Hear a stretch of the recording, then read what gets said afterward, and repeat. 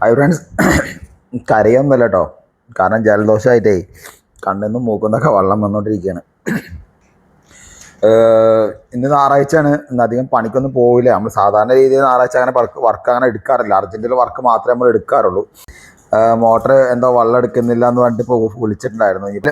Motor വെള്ളം എടുക്കുന്നില്ല, അത് മാത്രമല്ല മോട്ടറിൻ്റെ പാനൽ ബോർഡിൻ്റെ അവിടുന്ന് പുക വരുന്നു എന്നൊക്കെ പറഞ്ഞിട്ടുണ്ടായിരുന്നു. മിക്കവാറും കപ്പാസിറ്ററിൻ്റെ പ്രശ്നമായിരിക്കും.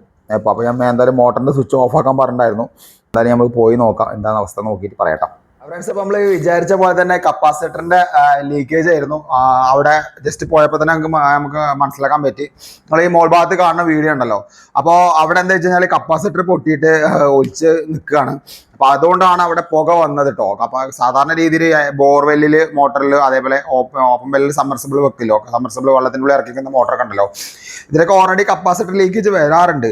അത് പൊതുവെ എല്ലാ സ്ഥലങ്ങളിലും കാണപ്പെടുന്നതാണ്. അപ്പോൾ അതുകൊണ്ടാണ് അവിടെ വെള്ളം കയറുന്നതിന് മുമ്പാണ് ഓഫാക്കിയത്. ചിലത് കപ്പാസിറ്റർ ഒലിച്ചാലും മോട്ടറിൽ വെള്ളം കയറും, പക്ഷെ അവർ പുക കണ്ടുകൊണ്ട് പെട്ടെന്ന് ഓഫാക്കിയാണ്.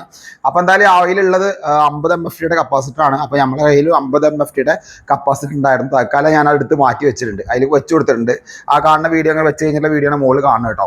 പിന്നെ അത് താൽക്കാലികമായിട്ട് നമ്മൾ വെച്ച് കൊടുത്തിട്ടാണ്. കാരണം എൻ്റെ കയ്യിലുള്ളത് കുറച്ച് ലീക്കേജ് കുറച്ച് കമ്മിയുള്ളതാണ്. കാരണം നമ്മൾ പല ഇതിൽ ഉപയോഗിച്ചിട്ട് അത് പവർ കമ്മി ഉണ്ടാവും. അപ്പോൾ തൽക്കാലം വർക്ക് ചെയ്യുന്നുണ്ട്. അതിപ്പോൾ എന്തായാലും ഇന്ന് കടയില്ല, ഞായറാഴ്ചയാണ്. ഇപ്പം നാളെ വിഷു ആണ്, അതൊന്നും നാളെ അവധിയാണ്. മറ്റന്നാൾ വന്നിട്ട് നമ്മൾ മാറ്റി കൊടുക്കുന്ന കേട്ടോ.